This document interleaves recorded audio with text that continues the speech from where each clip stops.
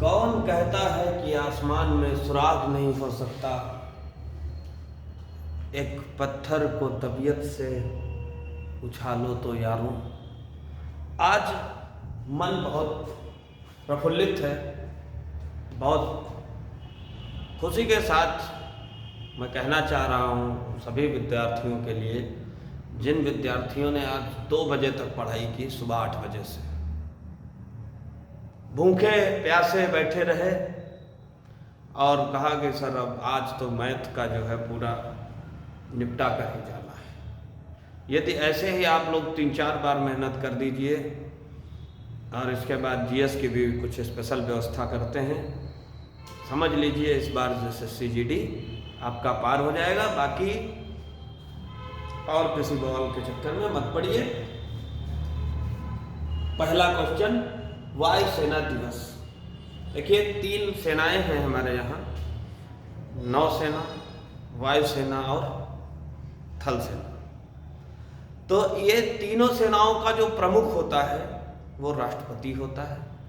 तीनों सेनाओं का जो प्रमुख है वो राष्ट्रपति है। और वायुसेना दिवस 8 अक्टूबर को मनाया जाता है।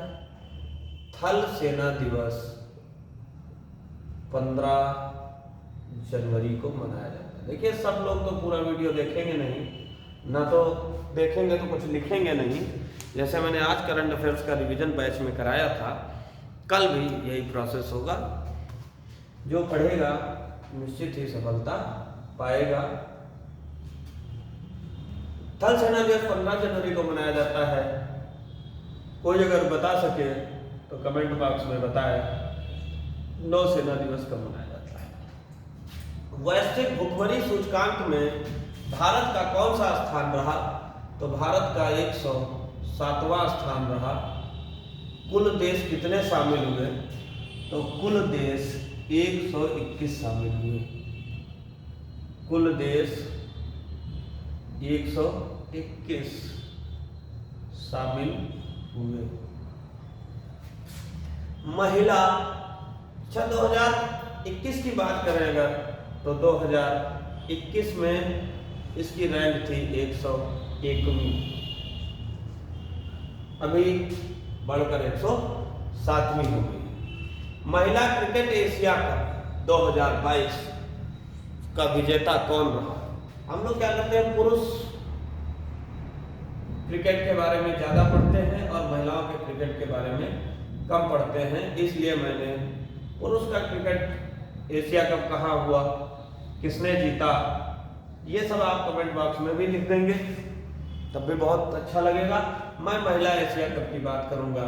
इसका आयोजन 1 अक्टूबर से 16 अक्टूबर तक हुआ है। कहाँ हुआ है? महिला क्रिकेट एशिया कप 2022 का आयोजन कहाँ हुआ है? तो ये हुआ है बांग्लादेश। जो पुरुषों का है वो यूएई में हुआ है, ये बांग्लादेश में हुआ है। जीता कौन है? किसने जीता? भारतीय महिला टीम ने जीता। भारतीय महिला टीम ने जीता है। ध्यान से पढ़िएगा, किसको हराया है? तो लिखिए भारतीय महिला टीम ने फाइनल में श्रीलंका को 8 विकेट से हराया है। लिख लीजिए, नोट कर लीजिए, स्क्रीनशॉट लेना ले लीजिए। जो भी करना हो आपकी मर्जी है, आप कर सकते हैं, पढ़ सकते हैं, ठीक है। भारत का पहला स्टेड कम सस्पेंशन ब्रिज कहाँ बनाया गया है? ये मिटा है। सारे विद्यार्थी दम लगाकर मेहनत करेंगे, हताश नहीं होंगे, निराश नहीं होंगे, ठीक है। भारत का पहला केबल स्टेड कम सस्पेंशन ब्रिज कहाँ बनाया गया है? तो ये किस नदी पर बनाया गया है? पहली बात तो ये कृष्णा नदी पर बनाया गया है। कृष्णा नदी पर बनाया गया है। कृष्णा नदी का बहाव क्षेत्र है काफ़ी। तो कहाँ पर बनाया गया है, बिल्कुल लोकेशन की अगर बात करें तो ये जो तेलंगाना और आंध्र प्रदेश को जोड़ेगा। इसकी बहुत सारी खास विशेषताएं हैं, सारी विशेषताएं बताएंगे तो वीडियो थोड़ा लंबा हो जाएगा और आप लोग तो नाराज हो जाएंगे, फिर कहेंगे तो लंबा वीडियो बन गया, आप नहीं देखेंगे। तो इसलिए थोड़ी जानकारी दे देते हैं। 30 महीनों में बनेगा और इसकी जो लागत है, जो कॉस्ट है, वो है 1082.56 करोड़ रुपए। नोट करना हो नोट कर लीजिए, इतनी इसकी लागत है। ये कृष्णा नदी पर बनेगा और तेलंगाना आंध्र प्रदेश को जोड़ेगा। क्लियर? बिल्कुल।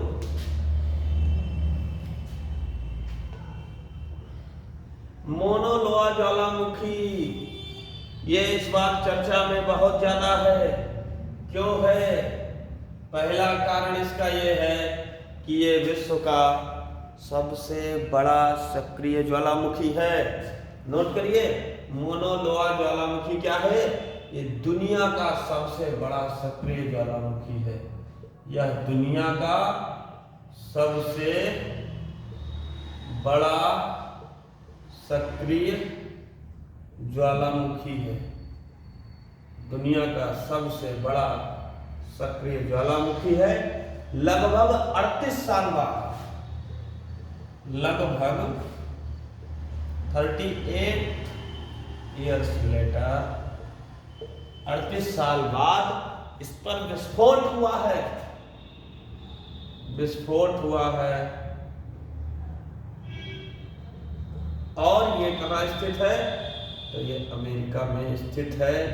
क्यों चर्चा में है? क्योंकि लगभग 38 साल के बाद इस ज्वालामुखी में विस्फोट देखने को मिला है।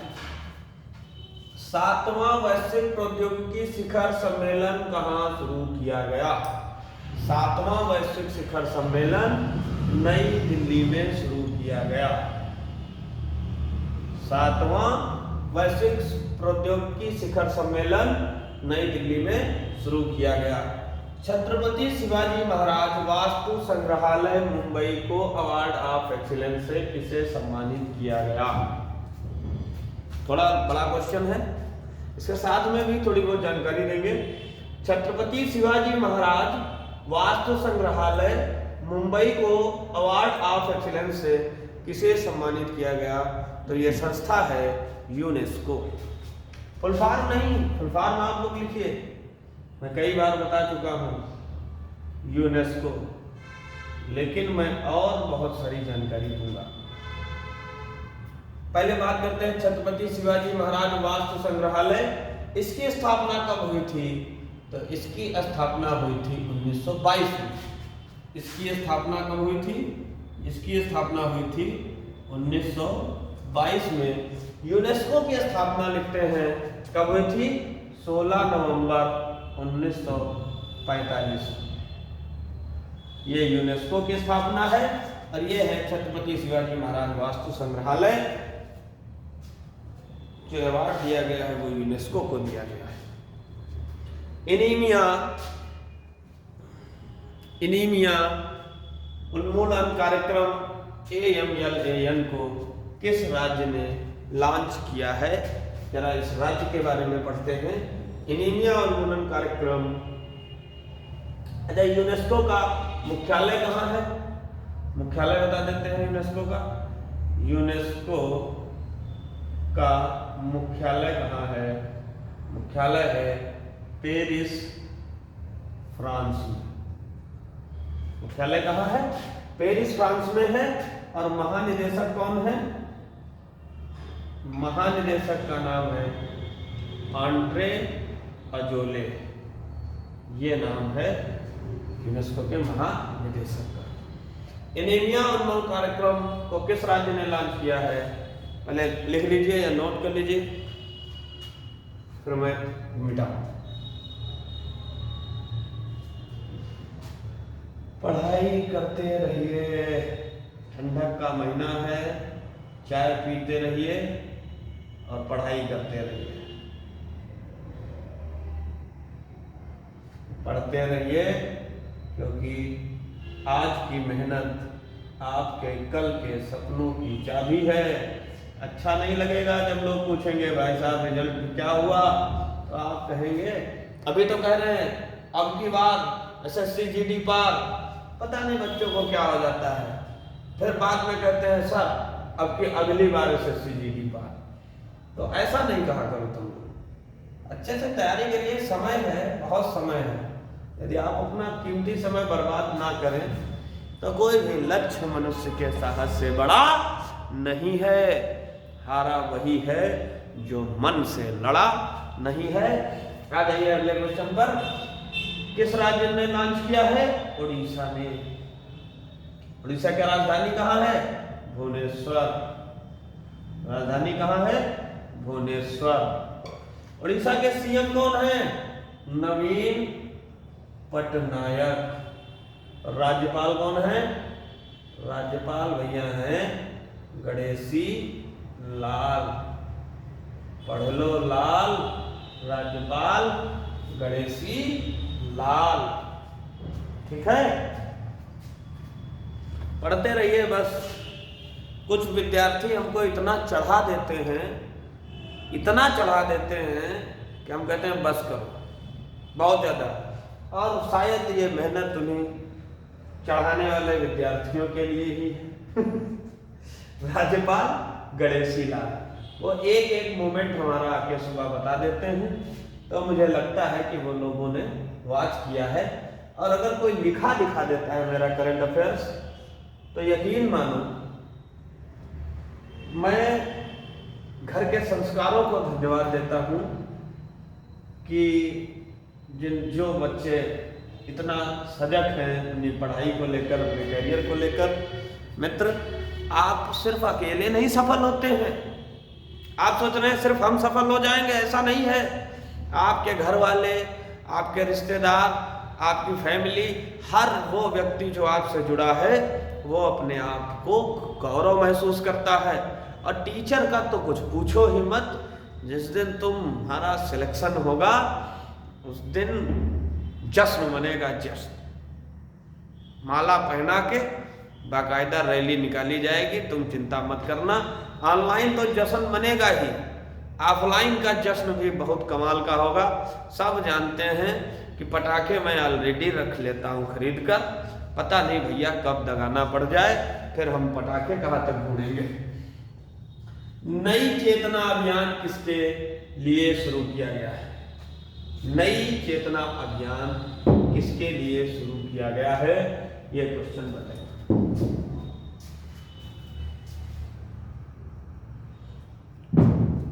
7 नंबर क्वेश्चन है, नहीं 8 नंबर है, 8 भी हो गया, 9 नंबर है।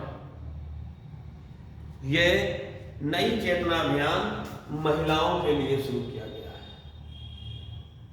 महिलाओं के लिए। अब किसने शुरू किया है? तो इसे शुरू किया है केंद्र सरकार ने। केंद्र सरकार ने इसे शुरू किया है, ये महिलाओं के लिए शुरू किया गया है। यूपीएससी, मेरे यहाँ विद्यार्थियों का भी बहुत सपना है यूपीएससी में जाने का, संघ लोक सेवा आयोग। चिंता मत करो, बस तुम करंट अफेयर्स में पढ़ते रहो, ठीक है। यूपीएससी के सदस्य के रूप में किसे चुना गया है? एक सेकेंड रुको, मैं भी जगह बना लूं, पूरा मिटा है, बार बार कंफ्यूजन हो जाता है। यूपीएससी के सदस्य के रूप में किसे नामित किया गया है? तो बताइए। प्रीति सूडान जी को यूपीएससी के सदस्य के रूप में नामित किया गया है। इनका नाम है प्रीति सूडान। और ये कौन है? तो जरा गौर फरमाइए, कौन है ये? तो ये Andhra Pradesh cadre, Andhra Pradesh cadre 1993 83 batch के IAS अधिकारी, आंध्र प्रदेश कैडर के 1983 बैच के IAS अधिकारी हैं, जिन्होंने 29 नवंबर को यूपीएससी सदस्य के रूप में 29 नवंबर को यूपीएससी के सदस्य के रूप में शपथ ली है। और यूपीएससी क्या है? यूपीएससी जो है, जो एक अध्यक्ष है, वो पूरी समिति का नेतृत्व करता है। यूपीएससी का अध्यक्ष पूरी समिति का नेतृत्व करता है। और यूपीएससी के अध्यक्ष कौन है? इनका नाम है, बताइए, मनोज सोनी इनका नाम है, यूपीएससी के अध्यक्ष। इतनी जानकारी हमने आपको यूपीएससी के बारे में प्रोवाइड कराई है। हमारे कहने के लिए सिर्फ ये 15 क्वेश्चन हैं, आप बारीकी देखिए, बहुत सारे क्वेश्चन मैं लेके आता हूँ और ऐसे ऐसे दमदार प्रश्न होते हैं कि हम क्या बताएं, खुद से मन करने लगता है कि हम खुद से पढ़ लें। तो कभी कभी हम अपनी वीडियो खुद देखते हैं। मालूम, विदेश सचिव विनय मोहन कात्रा का कार्यकाल किस वर्ष के लिए बढ़ा दिया गया है? 2024। विदेश सचिव की बात आई है। अब देखिएगा कितनी महत्वपूर्ण प्रश्न मैं बताता हूं, ऊपर का नोट हो गया होगा सबका। अब देखिएगा, आपको मैं इतनी दमदार बात बताऊंगा, बस आप दम लगा के सुन लेना। विदेश सचिव विनय मोहन कात्रा का कार्यकाल 2024 तक बढ़ाया गया है, लेकिन भारत के पहले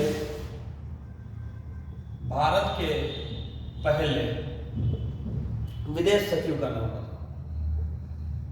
विदेश सचिव का नाम बताइए,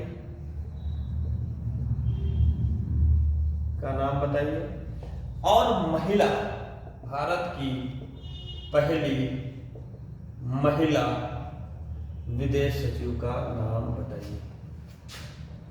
पहले आप लोग बताइए, फिर हम बताएंगे। KPS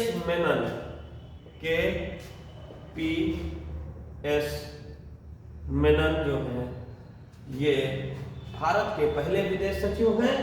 और चोकिला अय्यर ये भारत के पहली विदेश सचिव महिला है। उत्तराखंड की स्थापना कब हुई थी? आप लोग बता सकते हैं? चलिए बताइए, देखते हैं कितने लोग बताएंगे। सभी लोग कमेंट बॉक्स चेक कर लीजिएगा और देखिएगा कितने वीर पुरुष हैं अभी पृथ्वी पर। उत्तराखंड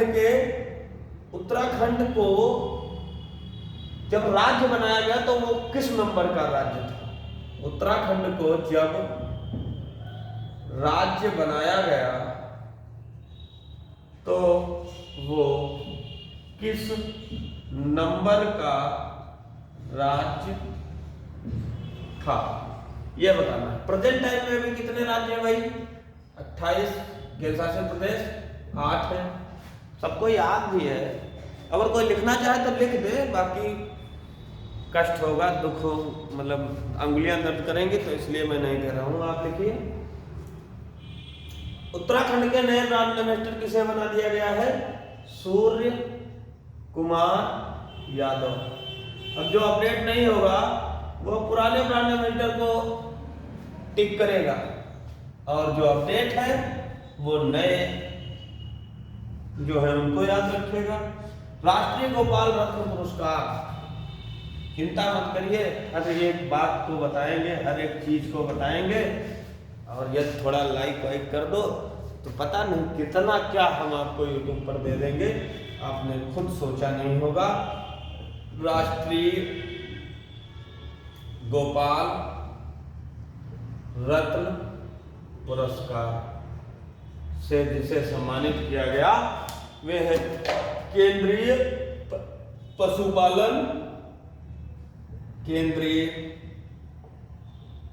पशुपालन। एक दिन मैं मंत्रियों पर वीडियो बनाऊंगा। मत्स्य डेयरी राज्य मंत्री, मत्स्य डेयरी राज्य मंत्री, और इनका क्या नाम है भाई बताइए, ये तो आपको पता होगा। इनका नाम है संजीव बाल्यान। क्या नाम है भाई? संजीव बाल्यान। पढ़ते रहिए। 41वें अंतर्राष्ट्रीय व्यापार मेले में किस मंत्रालय ने पुरस्कार जीता? किस मंत्रालय ने पुरस्कार जीता? 41वें अंतर्राष्ट्रीय व्यापार मेले में 14 नंबर क्वेश्चन देखिए, किस मंत्रालय ने पुरस्कार जीता? तो ये मंत्रालय है स्वास्थ्य मंत्रालय। स्वास्थ्य मंत्रालय ने 41वें अंतर्राष्ट्रीय व्यापार मेले में पुरस्कार जीता। हरिमौ शक्ति अभ्यास थोड़ा देख लें, इंपॉर्टेंट है और नोट भी कर लेंगे। हरिमौ शक्ति अभ्यास कहाँ पर हो रहा है, कब हो रहा है, किसके किसके बीच हो रहा है, पूरी जानकारी लीजिए। ये हो रहा है भारत और मलेशिया के बीच। क्लियर हो गया? हरिमौ शक्ति अभ्यास कब से कब तक चलेगा? तो भैया 28 नवंबर से 12 दिसंबर तक। 28 नवंबर से 12 दिसंबर तक ये अभ्यास चलेगा। गढ़वाल राइफल्स, लिखिए, गढ़वाल राइफल्स की, गढ़वाल राइफल्स की 17वीं बटालियन, गढ़वाल राइफल की 17वीं बटालियन के सैनिक, गढ़वाल राइफल्स की 17वीं बटालियन के सैनिक मलेशियाई सेना के साथ, मलेशियाई सेना के साथ युद्धाभ्यास करेंगे। युद्धाभ्यास करेंगे। आज का करंट अफेयर्स यहीं पर समाप्त होता है। कुछ अन्य महत्वपूर्ण जानकारियां आपको जो होंगी वो करंट अफेयर्स के माध्यम से दे दी जाएंगी। तैयारी करते रहिए। यकीन मानिए जितना अच्छे से आप पढ़ रहे हैं इतना अच्छे से कौन विद्यार्थी पढ़ता है, फिर क्यों टेंशन ले रहे हो? बिल्कुल परेशान नहीं होना है। हर शनिवार को ऑनलाइन टेस्ट होता है। इस बार भी शनिवार को ऑनलाइन टेस्ट रखा जाएगा कोचिंग में, और मुझे उम्मीद है कि जिस तरीके से आपका नॉलेज ग्रो अप है, टेस्ट में जिस हिसाब से नंबर अच्छे आ रहे हैं, उस हिसाब से आप खुद ही सोचिए कि आपकी मंजिल अब ज़्यादा दूर नहीं बची है। आप बिल्कुल मंजिल के करीब हैं, बस आप नहीं देख पा रहे हैं, हम देख रहे हैं कि आप अपनी मंजिल के कितने करीब हैं, बहुत नज़दीक आ गए हैं। अब हौसला नहीं टूटना चाहिए। जब भी हिम्मत टूटने लगे तो याद कर लेना अपने माँ बाप के सपनों को, अपने मम्मी पापा की फ़ोटो देखना और सोचना कि कितनी उम्मीद लगाए बैठे हैं। उनकी उम्मीदों को तोड़ना नहीं है। हमसे जो बन पाएगा हम करेंगे। हम आपके साथ में हैं। आप लोगों की डिमांड थी शनिवार को ऑनलाइन टेस्ट लिया जाए। हम हर संभव प्रयास कर रहे हैं और ऊपर वाली की यदि कृपा रही तो कोई शनिवार खाली नहीं जाएगा। मेहनत करते रहिए, लगातार बने रहिए हमारे साथ। करंट अफेयर्स का आनंद उठाइए, मज़ा लीजिए, लुत्फ़ लीजिए। पढ़ाई भी एक तरीके से समझिए पर्व है, ये आपका त्यौहार चल रहा है। इस त्यौहार को मनाने में पीछे मत रहिए। इस त्यौहार को जितना अच्छे से मना पाएंगे उतना ही अच्छा आनंद आएगा। Good night.